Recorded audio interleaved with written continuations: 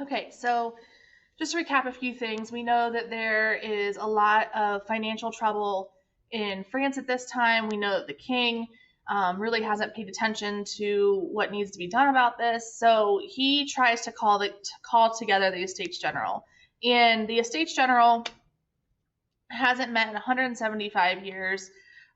This is a problem. Okay, so we know that the Estates General is, pretty unfair anyways, because even though the representatives are based on population, we still see each estate only getting one vote, and that's problematic. So we know that he calls together the Estates General, and this is going to lead to a whole bunch of other issues, because what happens is the the third estate knows they can go into this and they get outvoted like every time on things.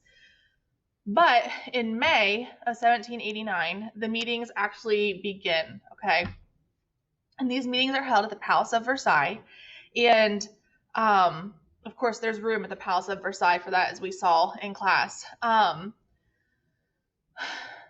third estate representatives were angry that one of the laws stated that they could not actually meet in the same room as the first and second estate. So they kind of had petitioned the king and said, look, we all want to meet together.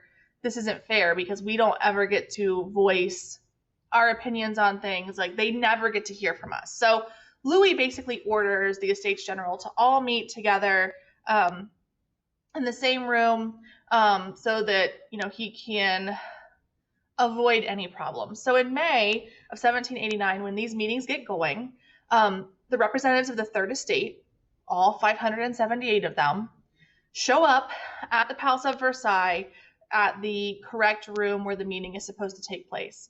And when they get to that room, they find that the representatives from the First and Second Estate have locked all the doors, put chains around them, and basically done anything they can to prevent the Third Estate representatives from attending that meeting. So these representatives, these 578 Third Estate representatives, kind of panic a little bit, and they're like, oh shoot, like, we have to find a place to have our meeting, or we aren't gonna be able to do anything. So these guys start running around like the Palace of Versailles, trying to find a room that could hold all 578 of them, and they could actually proceed with their meeting. Even though they were not with the First and Second Estate, they could still proceed ahead and do what they needed to do. The room they end up finding that can hold everyone in the Palace of Versailles is actually an indoor tennis court.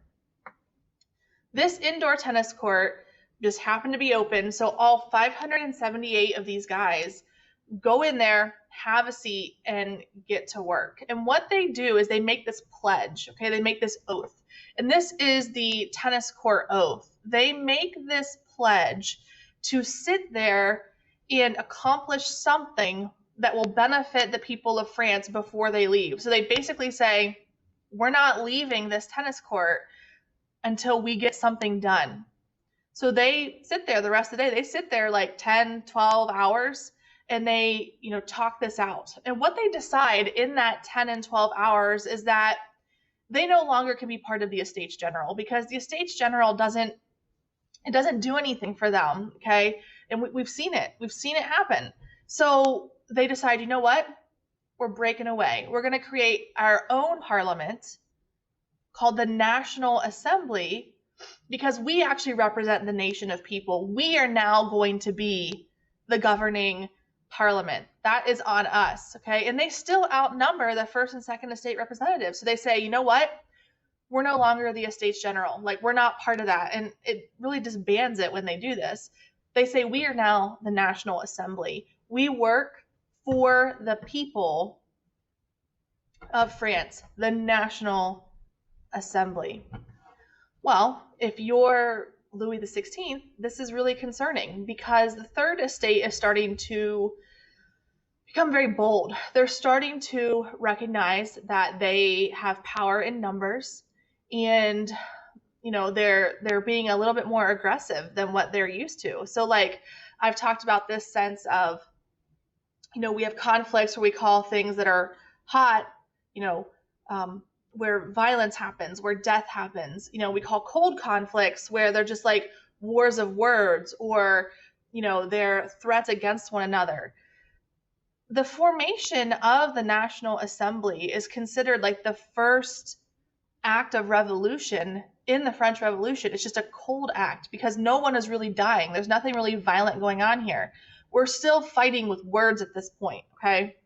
That's going to change very quickly.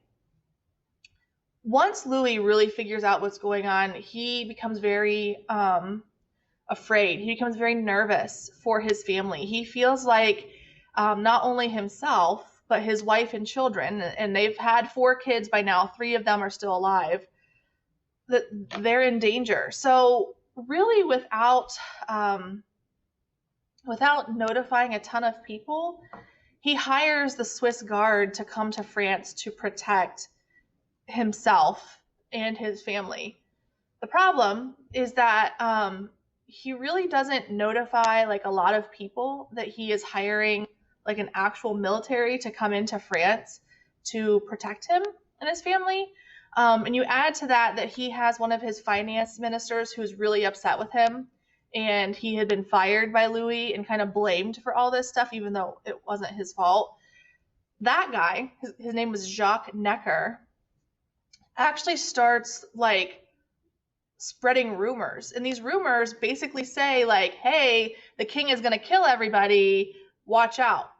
Well, again, look at the Third Estate. They are not very well educated, the bulk of them, and they are very prone to believing anything that is told to them. So they hear these rumors that, the king is going to kill them, and they're like, yeah, that makes sense. Like, he's upset. He's going to kill us. Well, then in July, you see the Swiss Guard come marching through France, and you're like, there's a military invading us. They're coming after us. They really weren't. They were just trying to get to Paris to go protect the king. But they don't know that, okay? People don't know that. So what happens here is you get thousands of people, especially in Paris, the city of Paris, who are like, we have to defend ourselves. Like, we have to do something because the king is going to kill us. So they go, you know what? Let's gather all of our weapons, but we need ammunition. In the middle of Paris, there is a fortified prison right here called the Bastille. This had been a fort for hundreds of years. It had been turned into a prison more recently. Voltaire served a prison sentence there. Some of your more famous, like Enlightenment people, serve prison sentences here. But on this particular day, July 14th, 1789, there's not a lot of prisoners there. There's only a handful of them, and most of them are not actually dangerous criminals. This mad group of people takes off towards the Bastille, and the reason they go there is because like the whole basement of the Bastille basically houses like all of Paris's gunpowder supply. Like the whole supply is in the basement of this prison, and it's guarded by like veterans who are disabled and like people who just are given jobs to help them stay alive because they were injured in service and things like that. So you don't have your strongest guards in this prison. So these people, they charge, they go to the Bastille, and the Bastille meant more than just a prison. It meant more than just a fort. The people of France saw this building as like everything they hated about the government, like the oppression, the mistreatment of people. Like they see that in this building. This building is a symbol of everything they hate about their government. So these people rush and they take the Bastille and they kill the guards and they like chop off their heads and put them on pikes and carry them around. And in the process, they release all the prisoners that are in there. There's just thousands of people that show up and do this. And the goal goes from really trying to get as much ammunition as possible to then focusing on the building itself. And the people are like, you know what? Let's just tear this building down. And that's what they do. So on July 14th, 1789, when this mad, angry mob of people rush the Bastille and take it, their goal goes from just securing ammunition to toppling the building. And this is symbolic because they're saying this is what we're going to do to the government. We are literally going to tear down the government. And by the end of the day, really all that's left of the Bastille is like a pile of rocks, okay? And yes, of course, they use some of the gunpowder to like help take it down. But this is sending a message, okay? A very clear one. And now this conflict has gotten hot because we have seen actual violent action take place. The Bastille becomes a symbol. In fact, today, July 14th, is celebrated as Bastille Day. It is the equivalent of our Declaration of Independence, so the 4th of July. They celebrate this just like we celebrate, our Independence Day. There's, parades and celebrations and fireworks and all this stuff because they consider July 14th to be the day they actually start, like, obtaining freedom, even though it's going to be really messy. Afterwards, this building is repurposed. They take the blocks of this building and they build a bridge out of them in Paris. And again, this is symbolic. They're saying, we're going to tear down this government that isn't working for us. John Locke, right? We're going to take those blocks and we're going to rebuild it and we're going to restructure it for something that works for us. So the whole action is very symbolic, but it sends a very clear message and it's very violent. So we start to see like where this is going to go. Today, if you go to Paris, this is all that's left of the Bastille right here.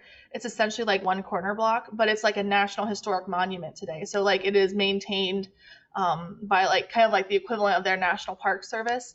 But this is it. This is all that's left. And now we know this conflict is definitely going to take off. And we know that it has the capability of being very violent. Okay, and that's what the Bastille teaches us. So we're going to watch a little video here about the Bastille and how this revolution is really going to shape up and kind of change things.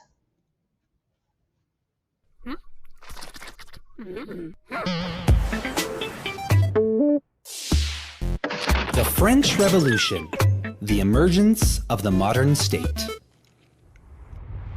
So, how did this all begin? For hundreds of years prior to the Revolution, French people, like most Europeans, were divided into three social estates: clergy, nobility, and the lowest estate, the commoners, which existed to serve the other estates. Above all was God's gift to mankind, the king. But this hierarchy was being questioned by the Enlightenment, a movement of intellectuals who promoted the use of reason and science. Revolutionary ideas began to spread to the public. So, in the 1780s, when an economically broke and spoiled monarchy tried to increase taxes on the commoners, resentment reached a new level and riots began. On the 14th of July, 1789, revolutionists stormed the Bastille Fortress, a symbol of the royal power. This date is marked as the beginning of the end of the old monarchy, has become France's Independence Day, even though the king was beheaded only in 1793. Shortly after, the French adopted a universal declaration which stated, "Men are born and remain free and equal in rights." This was a radical change, even though it left many people out. But the French Revolution was far from a smooth ride. Actually, it was a bloodbath, which led to external and internal wars. The newly introduced guillotine worked overtime, beheading tens of thousands of French during a period known as the Terror. In 1799, the revolution ended when a military commander by the name of Napoleon Bonaparte seized control of the French legislature, eventually declaring himself emperor. Although the revolution began and ended with a monarchy, it had a crucial impact on Europe and world history, and laid the foundation for a modern state governed by the people. Things you gotta know. Let them eat cake. Queen Marie Antoinette's supposed response upon learning that the poor peasants had no bread. The American Revolution was considered a major source of inspiration to the revolutionists in France. The French tricolor was formed during the Revolution. The ideals of liberty, equality, and fraternity associated with it were superimposed many years later.